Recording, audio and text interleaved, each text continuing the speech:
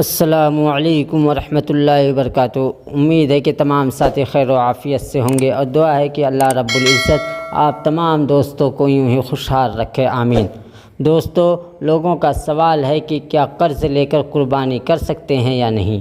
اگر کوئی شخص قرض لے کر قربانی کرے تو کیا اس کی قربانی ادا ہوگی یا نہیں؟ تو آؤ دوستو، ہم اس کے بارے میں دارالعلوم دیوبند کا فتویٰ دیکھ لیتے ہیں اور جان لیتے ہیں کہ قرض لے کر قربانی کرنے سے قربانی ادا ہوگی یا نہیں، اور قرض لے کر قربانی کر سکتے ہیں یا نہیں۔ سوال: قرض لے کر قربانی کرنا کیسا ہے؟ جواب: بسم اللہ الرحمن الرحیم۔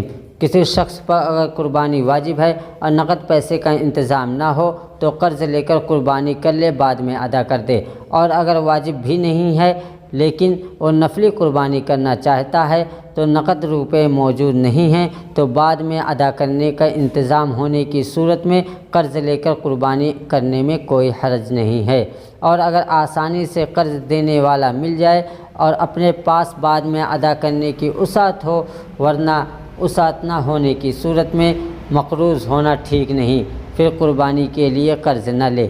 واللہ اعلم۔ دارالفتہ دارالعلوم دیوبند۔